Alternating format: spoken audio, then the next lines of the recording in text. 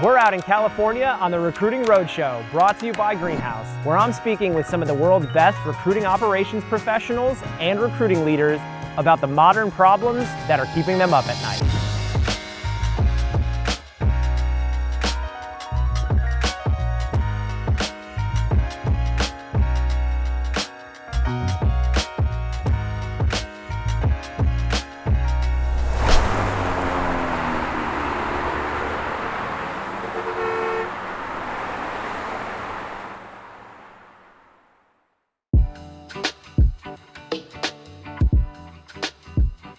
Kellie McCann is an employer brand leader who's worked within the Fortune 5. With AI taking over how candidates discover roles, it's more important than ever that recruiting teams are thinking about their GEO and AEO strategies from a RecOps lens. In this conversation, I learned so much about the amazing work Kellie has done, and I think you'll really appreciate how we think about RecOps, including employer brand. My name is Kellie McCann. I just started my own company, and it is called Cloop. Cloop is a employer brand consultancy. It's short for Closing the Loop, and it is a sustainable approach to employer branding in your business. I love it. I think all businesses need a sustainable approach to their employer brand and recruitment marketing strategies. So often the brand moves with incumbents not only in the EB role, but with the hiring managers and people within the company. How have you built sustainable brands and campaigns that extend beyond the life cycle of the employee or the employer brand team? I agree. I think the employer brand approach that I've taken is really one that can live beyond any talent team that can come in or out of the business. I think the employer brand is so very much connected to the customer brand. They really are one and the same now. I think we're in a market where our customers are our candidates. Our employees are the people that we are marketing to with our products.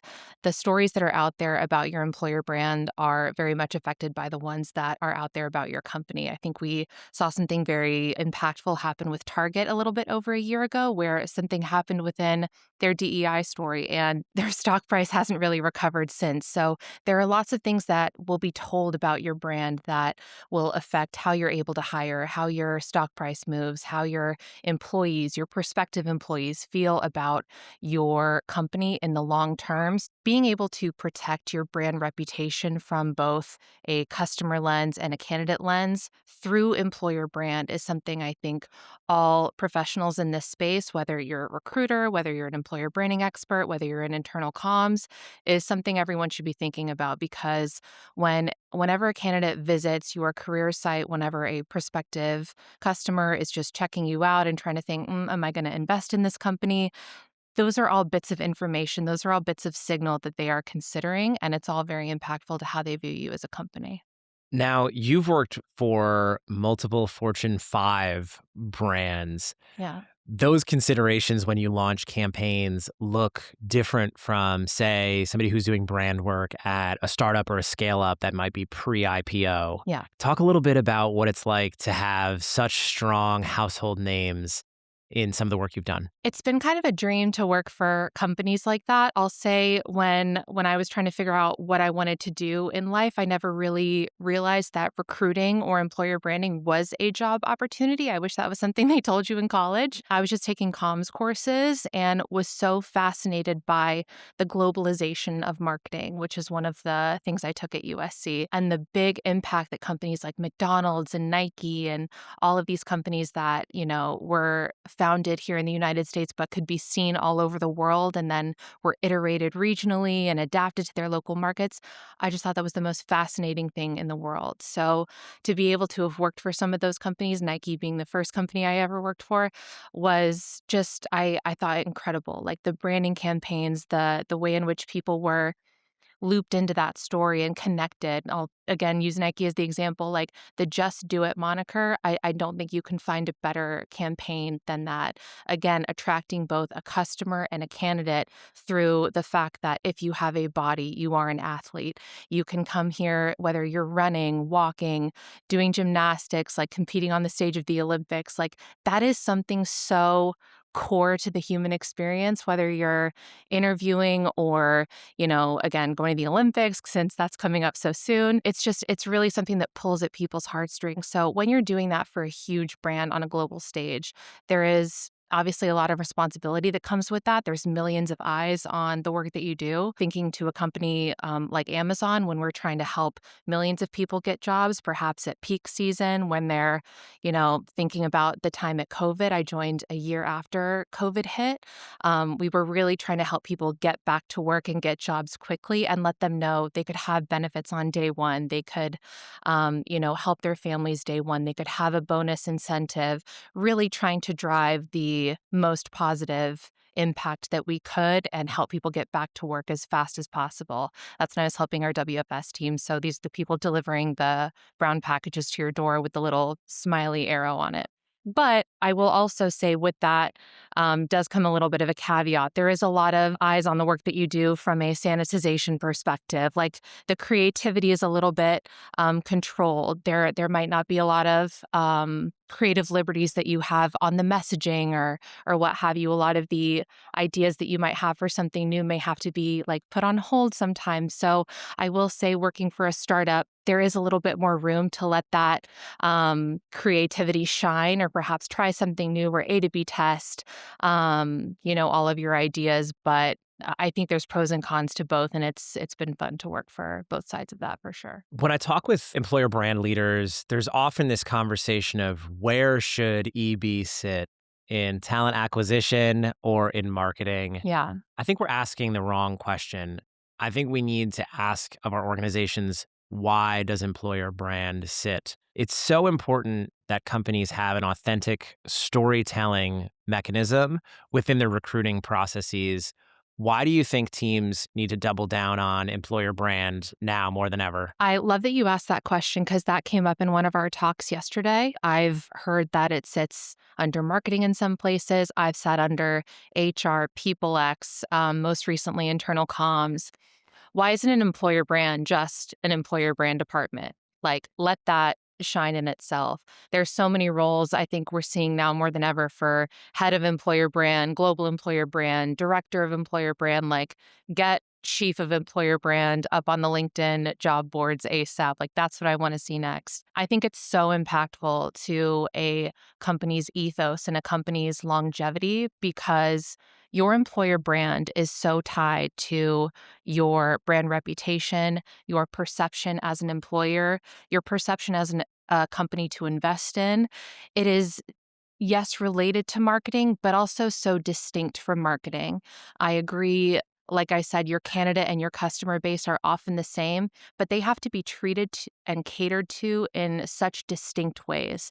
I think marketing and employer brand should be best friends. We should be sharing data, like obviously all the survey reports, all the analytics and everything that we're looking at in our customer segmentation bases, our personas, all that good stuff.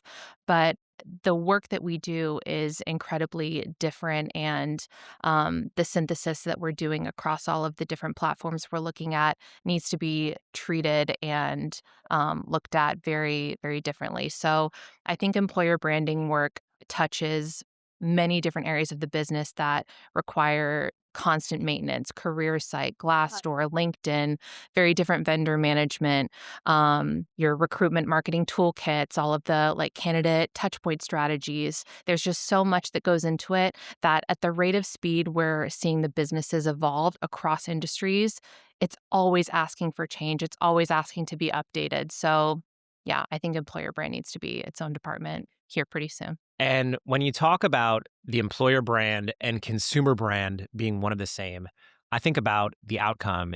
It's to drive revenue, to drive sales. There was a Dentsu study that there was a significant increase the way consumers ranked their trust in a company for whether they were going to make a consumer purchase. And it was if they were known to be a reputable employer. And I think it was from 2023 to 2024, where it went from ranked 20th to 3rd. Wow.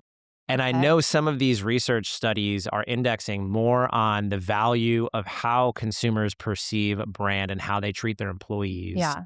Talk a little bit about some of the research and the mechanisms that are in place so that the value of employer brand can be proved to the business? Well, I think we look at a lot of studies. There's a Gartner study that always comes out we look at. LinkedIn's really good with their analytics about sending us our employer brand impact across, the funnel from awareness to engagement about how our posts, how our perception is doing, which is great. We're always sent some really great, information across our platforms, which are company dependent. It depends who we're looking at. But I will say, I think in the past couple years, you mentioned 2023. I think there's been a lot of great awareness in public perception of their own power of purchase, if you will. Like, I do not think a lot of people feel good about spending money at a place where they know their employees are not treated well. I don't think that sits right with a lot of people. I think once you take the blindfold off, you really can't put it back on, so to speak. So people are being very intentional with where they shop. Things are much more expensive now. So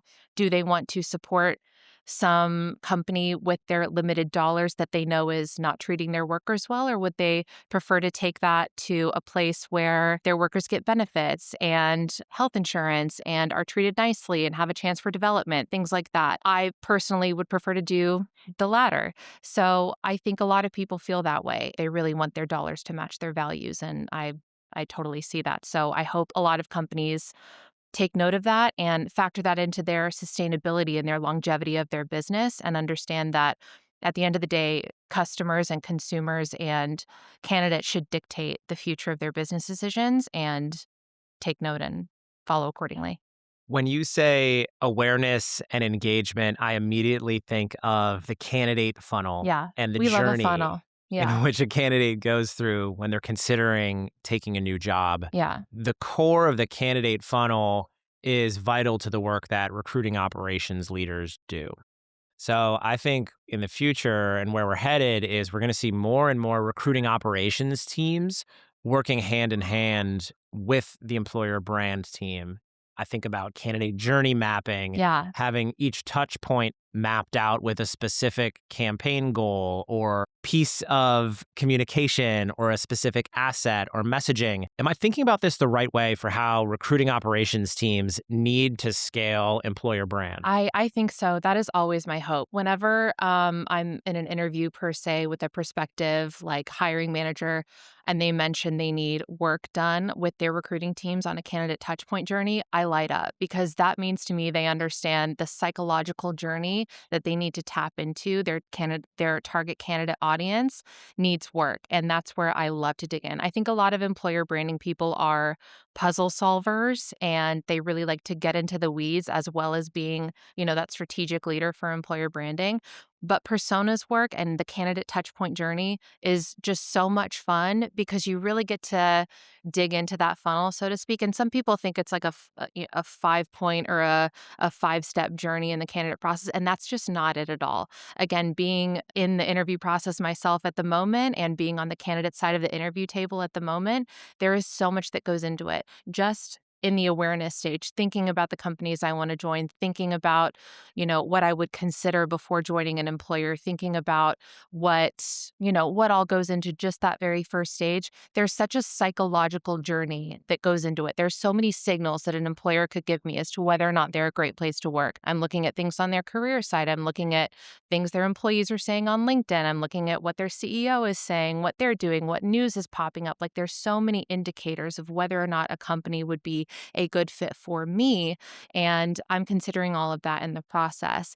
And I think just mentioning career site, there's a lot of ways in which you can signal to talent whether or not you want to screen them in or screen them out. And I think a lot of companies should dig into that and make sure that they are being very considered in that process, because it's perfectly fine to screen out the talent that you don't want. That makes less work for your recruiting teams to not have to filter through thousands of applications that they get in the first 5 days of posting, which I'm sure they would appreciate. So it's fine to say, this is who we are for and this is who we are not, and send that clear signal of, this is who we are as a company. This is our unique value proposition.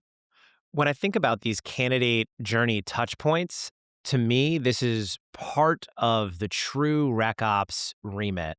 This is actual automation by stage pass through. So when a RecOps team is setting up those automations and those emails that go to a candidate once a candidate is moved from one stage in the hiring rec to another. The email is triggered and sent. I think there are so many ways we can polish the touch points for candidates.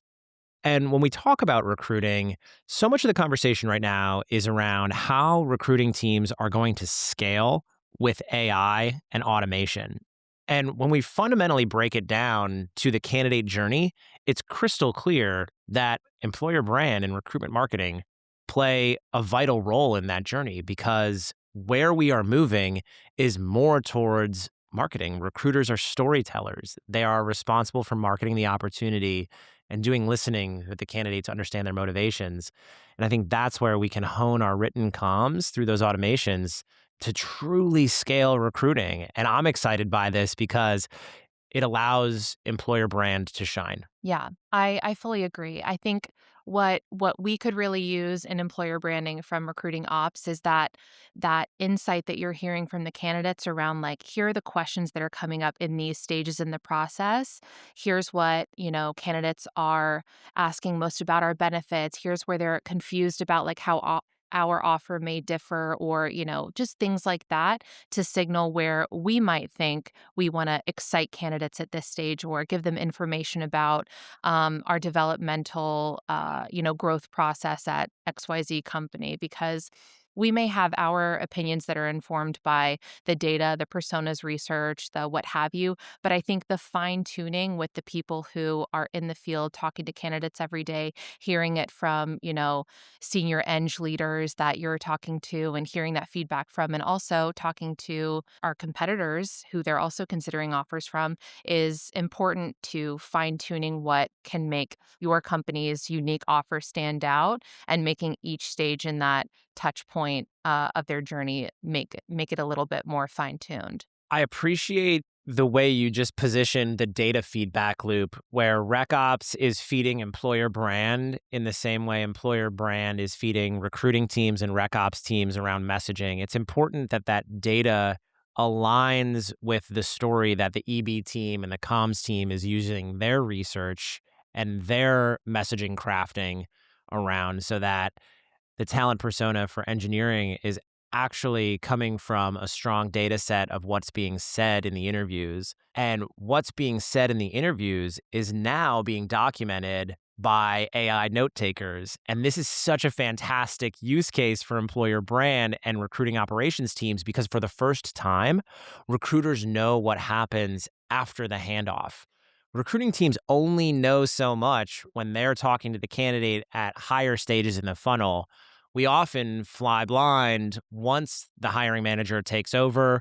We move candidates through the process, but we don't know what's being said at the majority of the talk time in those interviews. And now we know. And I think that's a great use case for AI at the intersection of EB and recruiting operations because we have the real information. It is no longer speculative. It is real. How does that tie into the work that employer brand folks do around research, market data, listening, employer brand reputation? These are like fundamentals to like the marketing research that is done at scale. Yeah, I think it's really like the synthesizing of all of that data. We're using AI in a very similar way. So collecting and aggregating all of that data can be done in such record time now, especially from gathering it from a social perspective. I no longer have to like lurk in subreddit chats. AI will pull that for me from Reddit, Blind, Glassdoor, Indeed. I can get a pulse on our brand reputation in literal seconds from the social perspective, as well as pulling from, what Gartner has to say, what, other data sets from the past year's brand reputational studies may have to say, the marketing research that my marketing partners have sent to me. So we can really have all that data in front of us, very quickly synthesized and summarized by an AI assistant that is incredibly helpful. And then as an employer branding expert, I can look at that with my own lens of our culture narrative, our company history, the direction that we have for our 1-year goals, 2-year goals, 3-year goals, and look at that from a lens of my own judgment and perspective with that in mind and with the goals of my recruiting partners in mind to kind of take that forward and take that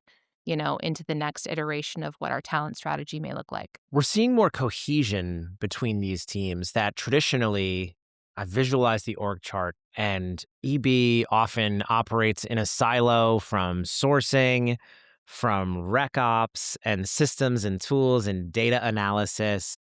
Now we have more of a cohesion between the skill sets of those RecOps folks learning about storytelling and brand and taste and design. And then we see employer brand folks learning more about data and systems and scaling operations. This allows all of us in the industry to uplift and upskill one another.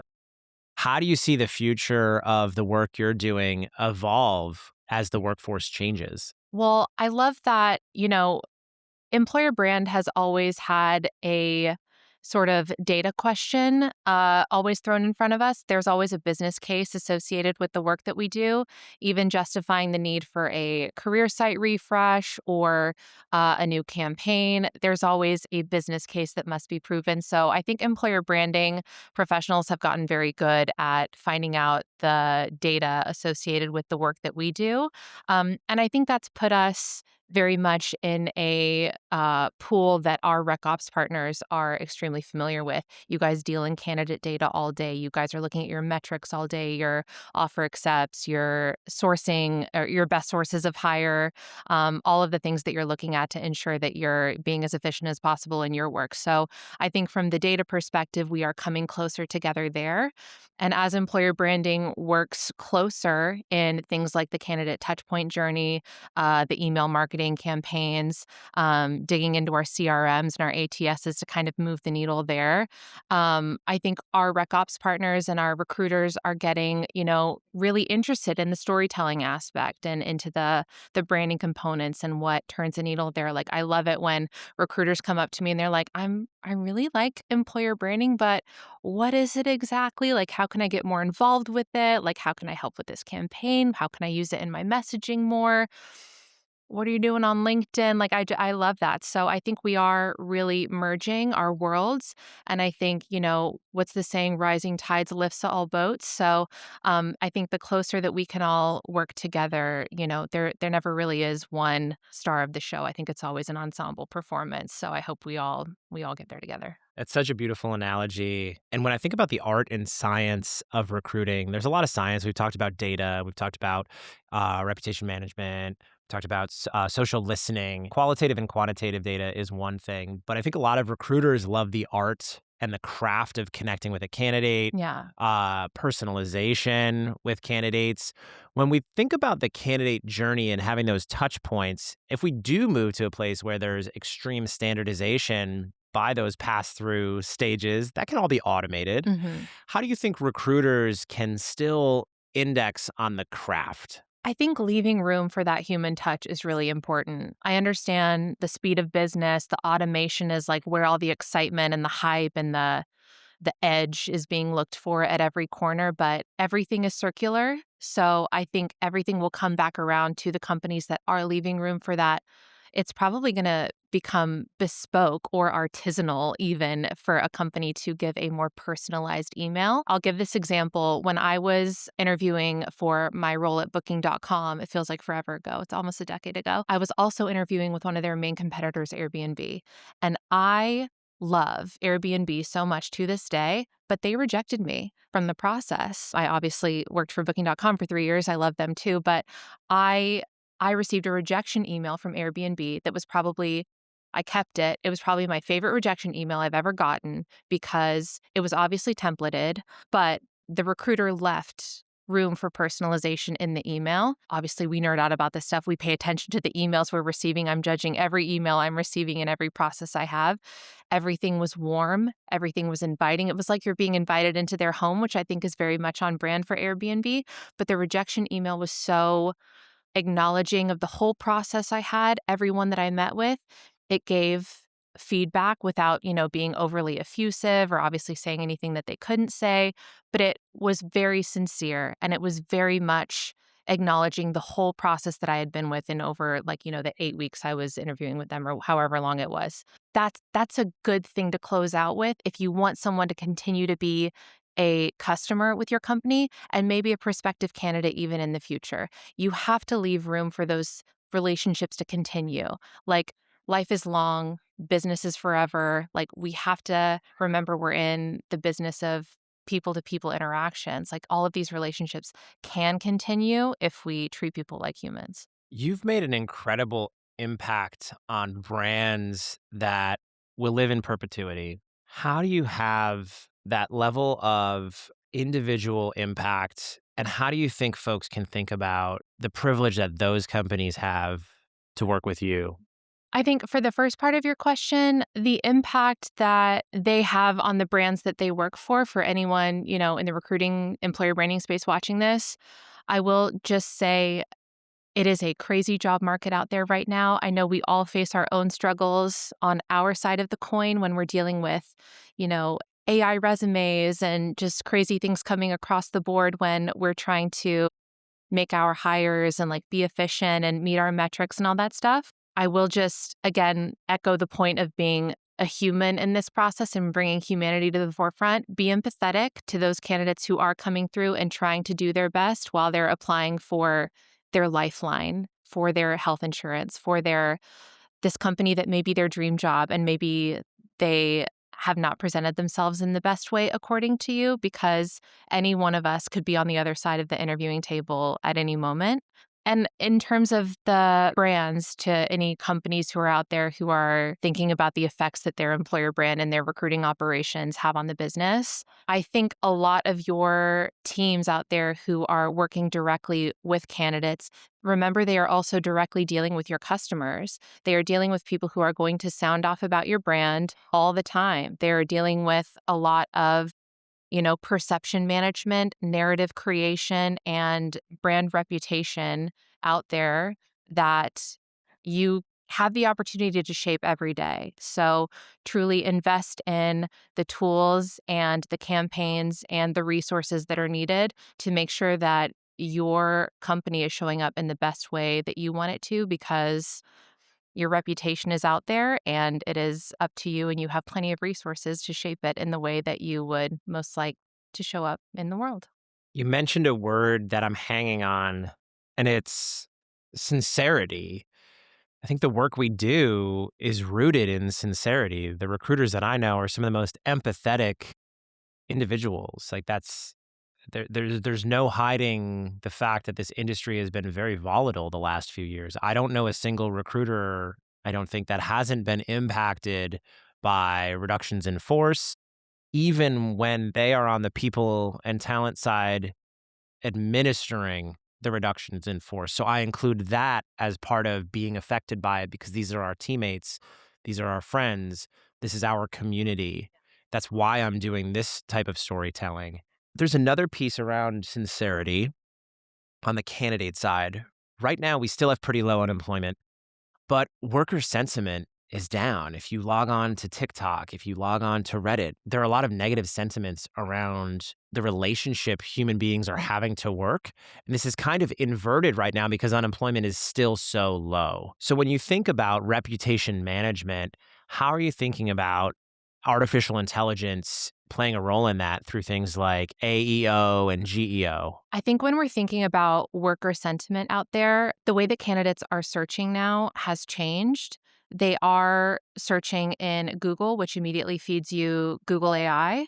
And they're also searching just in ChatGPT, which is pulling from, again, Reddit, Blind, Glassdoor, before anything else that may be coming from your company. We're learning that your company's data on your career site is much lower. There's much lower indicators of, percentage data, like 64% of our employees go on to be managers from sales associate or what have you, that exists on your company's website than there are on these sites like Reddit, Blind, Glassdoor, et cetera. There's those sites lean so much more data heavy. So sites like Google AI and ChatGPT index them heavier when they're pulling from these searches. So when we think about how candidate search behavior is changing and leaning towards sources of AI to get all of this data, that's what's influencing their perception of your brand.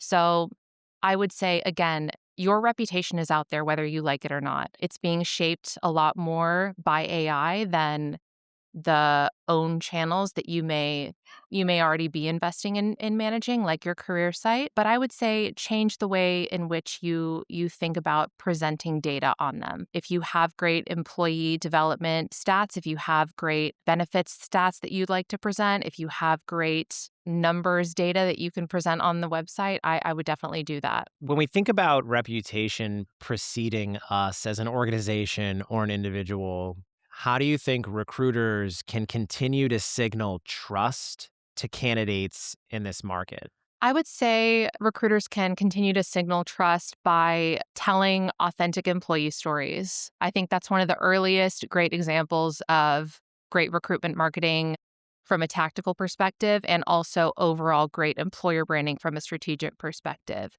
We are looking for human faces to tell us stories at the end of the day, whether that's on TikTok or on your career site. So I think sharing those lived experiences and incorporating that into your email marketing or your, messaging to candidates is going to be extremely helpful.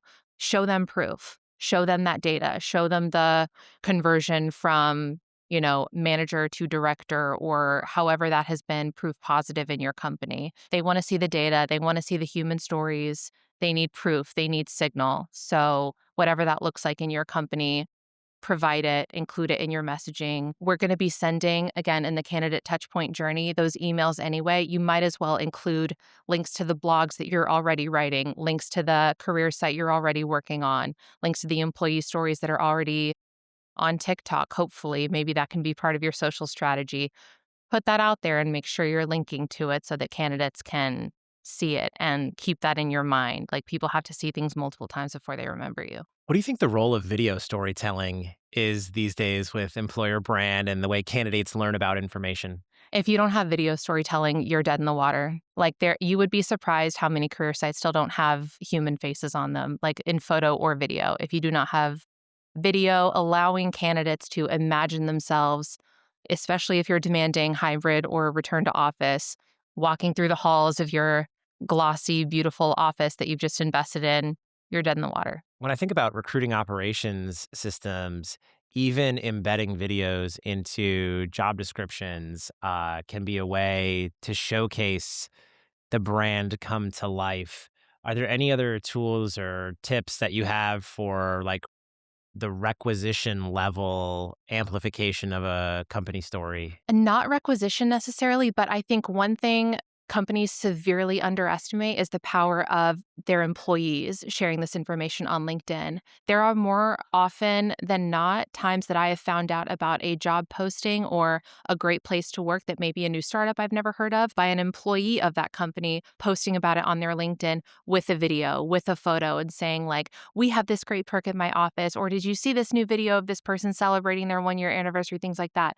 When I see that effusive, excited, just free will posting by someone who is clearly so happy to be at that company, I'm like, I immediately go to their jobs page, even if I'm in a time where I'm not looking. There are just some people who do this so well. They are such a natural brand ambassador of their company. That is the best marketing that is free. You can't buy it. It's so, so, so good. Companies should encourage that and they should really just, really lean into that. It's so great. Do you see any other value in AI for employer brand? One thing I did at Robinhood, I created a talent brand bot for myself because I was a team of one. I was rebuilding the talent brand department all by myself. So that was lots of fun. But, you need help.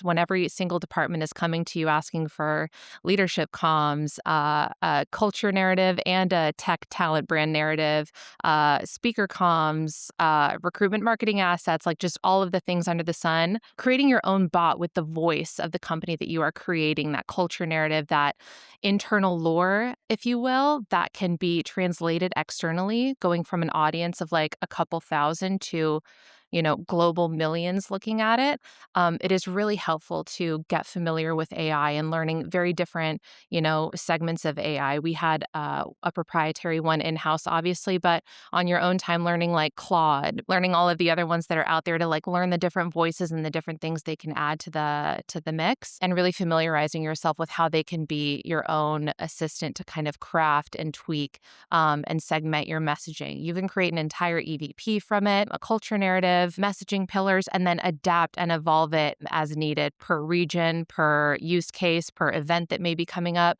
without having to create from scratch every single time. It really can be your own assistant if there is not budget for one. I love the way you just described the true tactical work of what you're doing. When I think about AI and the intersection of art and culture and storytelling, I think what's going to happen here pretty quickly is humans are going to become disenfranchised with AI generated art, whether it's static imagery, graphics, video. The human authenticity is going to shine through. And I think we're going to see a return to analog. I think about this in trends that we see in Gen Z through fashion, art, community gathering. I see Gen Z leaving their phones at home and going out to dinner. They're bricking their phone. They're bricking their phone. They're bringing disposable cameras to a music festival. They're dressing like Y2K, the way I dressed in high school. And I think it signals a moment in the culture. When I see a cash register attendant at Target in my suburban neighborhood dressed like Dennis Rodman with facial piercings and the clothing, the jewelry, the hair. If you dressed like Dennis Rodman in the 90s, you were making a statement. Dennis Rodman was making a statement through the way he presented and expressed himself and that level of individuality.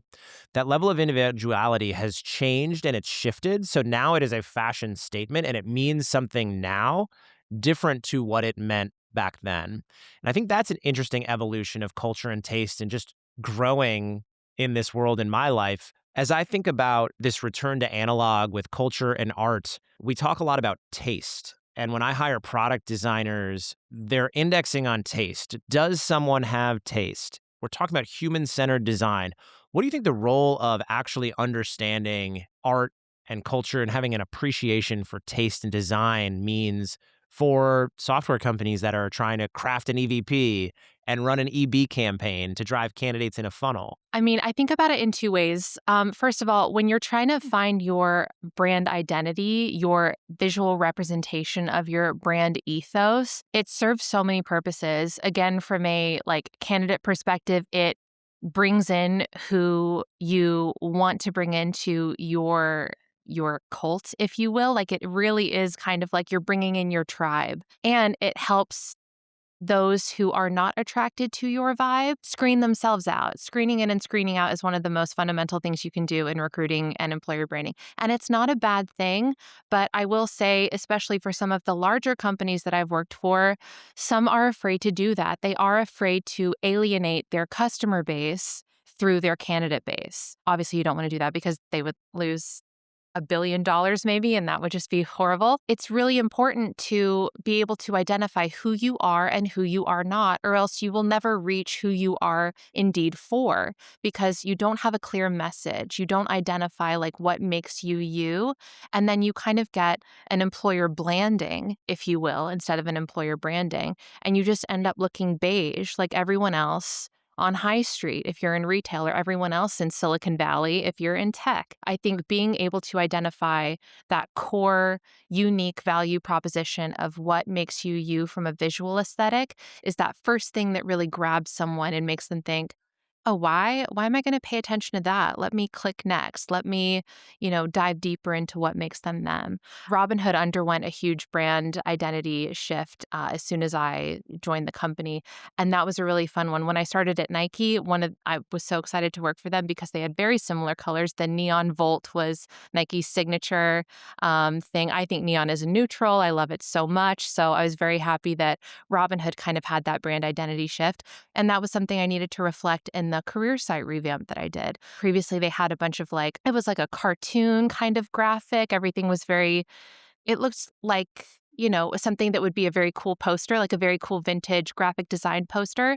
but it didn't really tell me anything that made it different from another Silicon Valley startup unicorn darling. It didn't project the, next level that they were going into, the like building the future of finance, that we're entering the S&P 500, the crypto stage they were entering, like it wasn't giving the next level edge, but the neon, the black, the heather, the man climbing the mountain, the crypto, like all that stuff, that really signaled it. So that was exciting to really incorporate into the career site. And the second way I think about a brand's visual identity is the sustainability factor. Obviously, brands go through iterations and versions of themselves, but how are you going to take your candidates and your customers on that journey with you? How are you going to help them grow and evolve with you? Does this signal your next phase or your next era or your next long-term-ish kind of stage? How does this signal growth? How does this signal your future of the company, and why are people going to want to get on board with you? So it's a lot of fun to be in that work and help build that. There's no better time to be in employer brand as it becomes part of recruiting operations, and we enter this golden age of recruiting. When I think about your impact, when this is all said and done, how will this be worth it for you? I hope I help a lot of people get jobs. I hope I see a lot of great campaigns that I've done up on billboards and cached in internet history. And I really hope employer branding continues to grow and gain importance. We all spend, I think it's a third of our life at work. So I hope employer branding and its impact on brand reputation helps the largest and smallest companies and all in between realize the impact that they have to wield their power on the lives of the employees that work for them and the candidates that perceive them and the customers who also consider them when they are making purchases from said companies, to wield that power in the best way that they possibly can, because it all has a really huge impact on their brand reputation. Here's a look at the next episode of the Recruiting Roadshow, brought to you by Greenhouse.